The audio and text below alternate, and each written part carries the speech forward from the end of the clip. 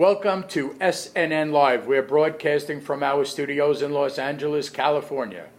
I'm Shelley Kraft, and today we have with us Robert Goldstein of UCLE Corp. It's a publicly traded company, and the symbol is UCLE.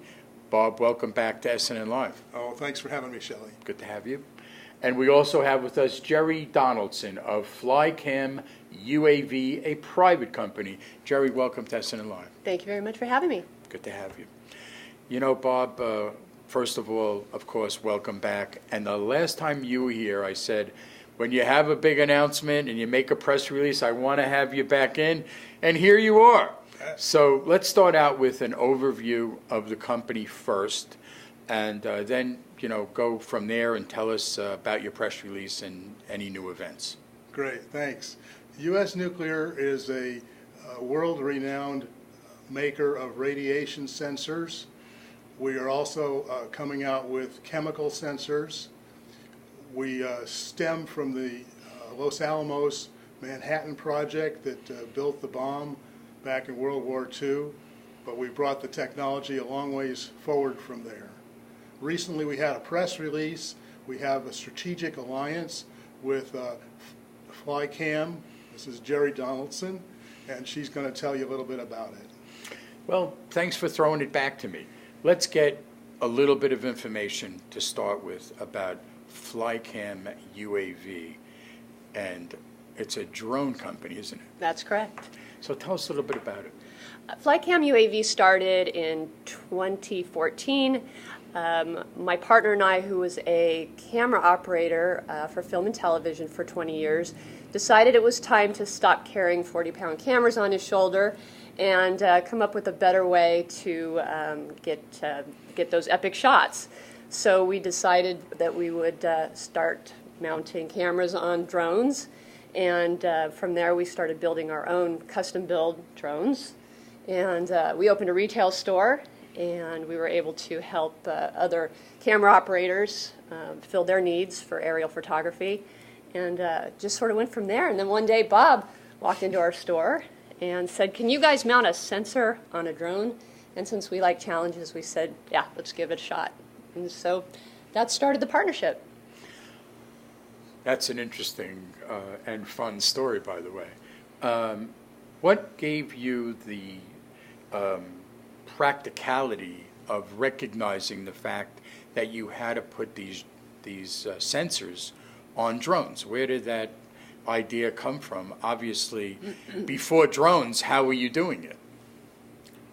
Well, before drones, we make fixed mount air monitors and water monitors, and we have them on carts if they're too big and heavy.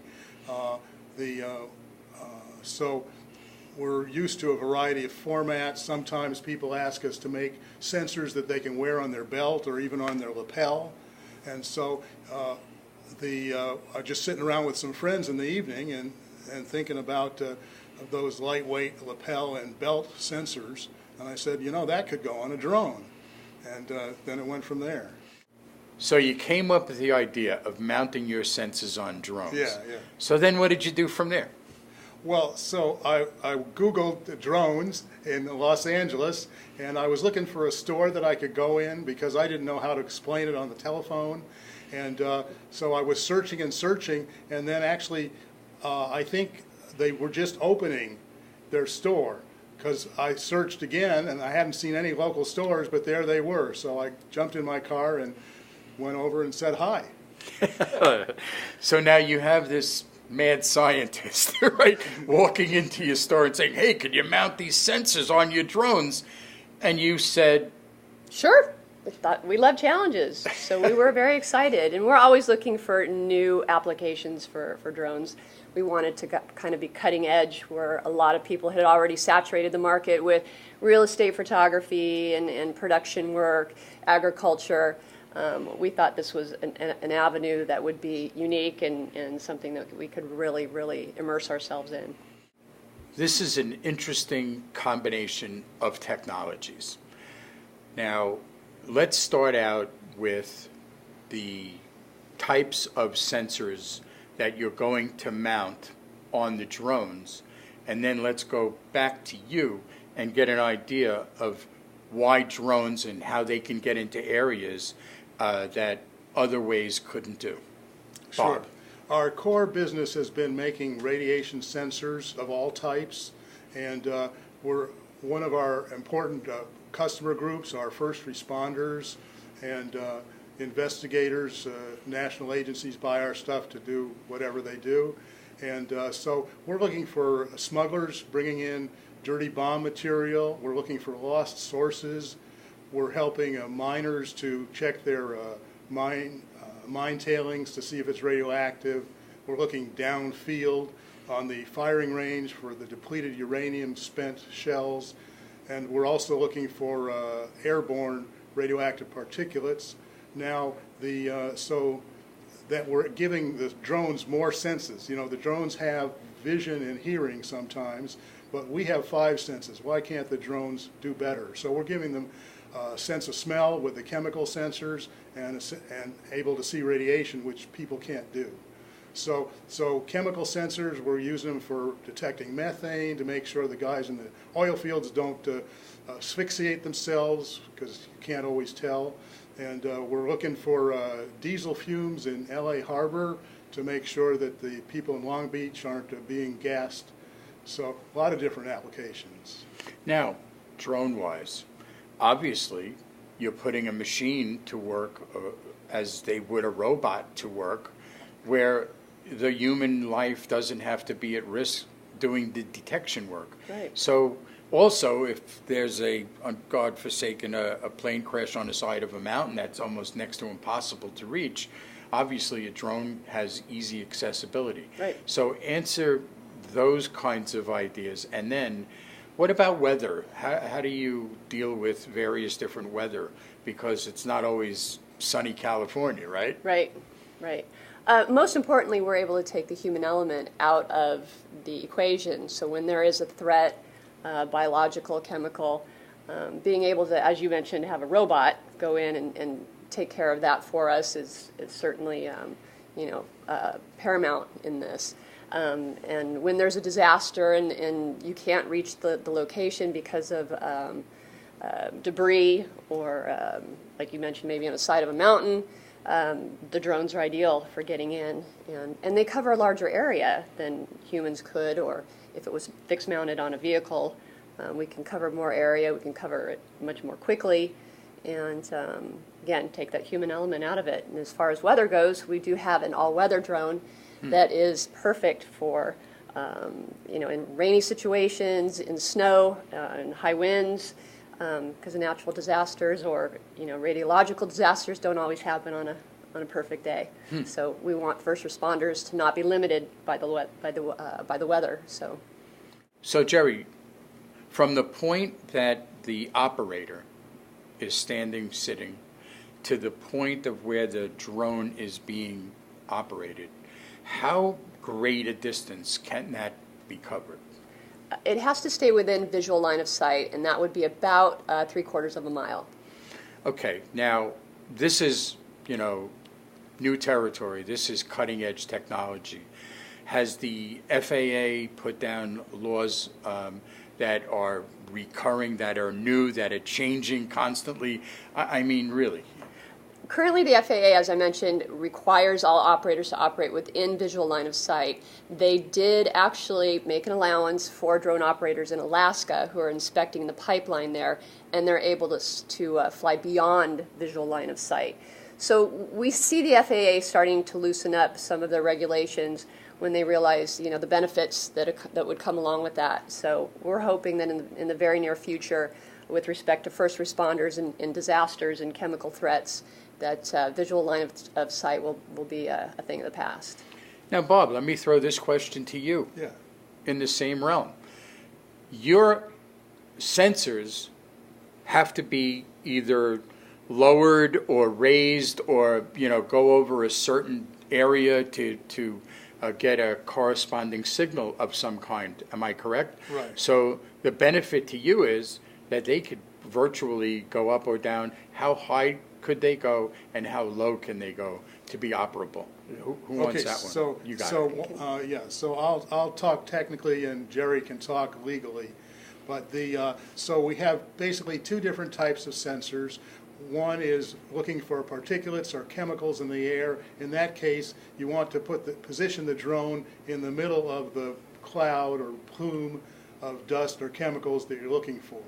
So if it's coming out of a smokestack, you want to fly near the smokestack or over the smokestack. If it's coming off of a spilled, turned over rail car or something, you want to sort of hover near the area like that. Now, if you're looking for a smuggler who has or a lost source, which is an amount of radioactivity in a car or on the ground, then you want to get as close to that as you can. If you're searching, you can do a pattern. You can search a pattern, and then on the screen where you're watching our data come in, you can see the red spots popping up on the map, and then you go back to the hot area and you hover over that area and you get a good reading. Now, what do you want to add to that? In terms of FAA regulations, our highest altitude is 400 feet currently, so Okay. we have to. But for radiation detection, we wouldn't probably ever need to be that high. So Now, do they give you clearance to go into an area? For instance, if there's a scene that's, whether it's a crime scene or an accident, don't they clear airspace for you to either, obviously they have helicopters flying in, right? So wouldn't they clear space for a drone to come in? there's regulations where we can't fly within 5 miles of an airport. So if we were going to be in that area, we would definitely call the air traffic controller and make them aware of our presence. Mm-hmm. Now, do you launch these from an airport? It doesn't matter where you launch these from, right? Well, we wouldn't launch them from an airport. We'd be as close to the natural disaster or the chemical spill or whatever it is that we're sensing, and we would launch directly from there. So, in our last interview, Yeah. one of the areas that I honed in on was the utilization of drones Right. as a first responder. Yeah. And your sensors with your drone, I see as a unique first responder, and with trained individuals that can control this, isn't there the potential to save lives and exposure of first responders? Yes. That's the driving reason for this product, for this project, because you have these dangerous situations. You have places where you have to be an acrobat to get there anyway to make the measurement. You should have robots doing it, but robots can't get there because of rubble or whatever the problem is. So you got to fly there. And so the invention of the drones, it's just begging for more sensors to help out the first responders so they can do their job and not lose their lives. Mm-hmm. So you went from selling drones for people to make pictures and photographs. Where do you think and what do you think the size of this market is? I'm sure you've studied it and you can recognize how large it is. Let's talk about some of these potential sales of this unit. I think anything from Border Patrol, first responders, police, firefighters, seaports, anywhere where large groups of people congregate, so sporting events, concert venues, marathons, anywhere where there might be people at risk. And for you, Bob, you're just seeing a continued way to deploy your sensors in a way that's never been done before, correct? Correct. So, Bob, it's almost the fourth quarter of 2016. We're heading into 2017. Where do you want to see the company in 2017? What would be some reachable milestones? And you don't only tell us what you can. Yeah. Where would you like to see the company? Well, I would like to see us over the next several years selling, thousands of these drones. I think they're needed worldwide, and we're getting interest from other countries. We're marketing in the U.S., but we've got a lot of interest from China, from Europe, from Canada, and so I'm seeing this as a very big thing, and as I say, I don't see any competition at the moment, so it should go well. And what would be some of your milestone wishes? I would love to see every police unit have one of these drones with a sensor in every vehicle, every car. I can't understand why that wouldn't be the case. They're, again, we keep going back to it, but they save lives, and our first responders put their lives on the line every day. Bob, let me start with you. How do you intend to commercialize this strategic alliance? Good point. We've recently hammered out an agreement. Our original plan was just to sell the drones with the sensors, but we're now offering an annual lease, and we're also offering annual contracts, rent a pilot contract where we'll come out and do your job and go home. But you still, if you want to do it yourself, you do need a license. Along the lines of commercialization of the drones, do the operators have to go through special training like pilots in a way? Not necessarily training, but they do have to have aeronautical knowledge, and they do have to pass a test. It's the Part 107 Airman Certificate, or they get an Airman Certificate once they pass that test. So they do have to have knowledge of weather and reading air maps and such. So they're registered with the FAA, I imagine. That's correct. So they're actually complying with requirements from the FAA? Absolutely, absolutely. Okay, so in terms of commercialization, you're intending, let me see if I can just summarize it. Yeah.